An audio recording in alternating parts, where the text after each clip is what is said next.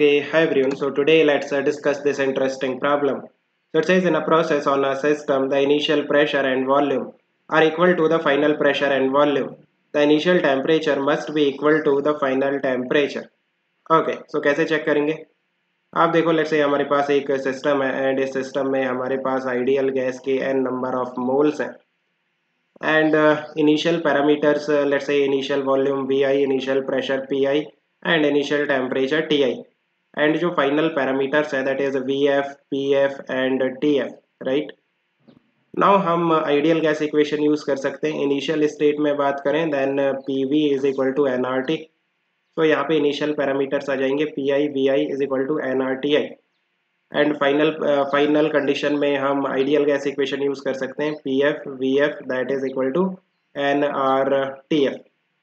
Now what is given initial pressure is equal to final pressure and initial volume is equal to final volume. So आप देखो P I V I that is equal to P F V F right. इनका जो multiplication है like P I V I that is equal to P F into V F. So we can say कि जो left hand side है वो इक्वल है so right hand side भी इक्वल होगा N R T I that is equal to N R T F. तो यहाँ से एन कैंसिल हो गया आर कैंसिल हो गया T I is equal to T F. So initial temperature is equal to final temperature option A correct है. The initial internal energy must be equal to the final internal energy. Of course आप देखो जो internal energy है वो temperature पे depend करती है.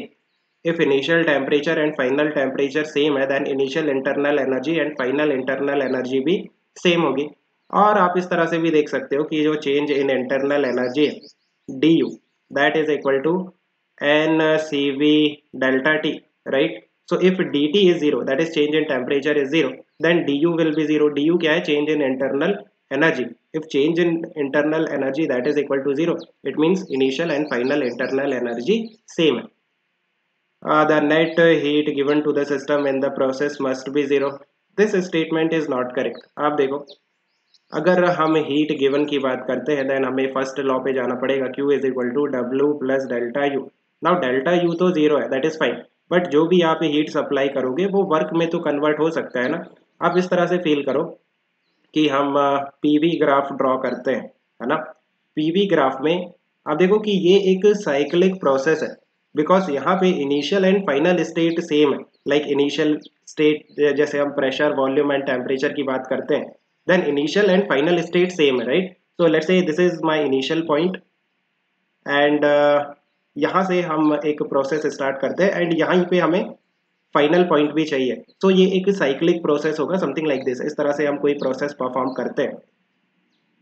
Now आप देखो कि जो वर्क डन है in this process that is nothing but area under this loop right. इस closed loop के अंदर जो area है that is the net work done. so work done may not be equal to zero in this process. so that's why जो भी आप heat supply करोगे वो work में convert हो सकता है. so you can say कि जो net heat given है that is not equal to zero and similarly the net work done by the system in the process must be zero. not correct right. Work हो सकता है and heat supply कर सकते हैं. बाकी चीजें I have already discussed. So I think you have understood. Let me know if you still have any confusion. Keep working hard. Best of luck. Bye.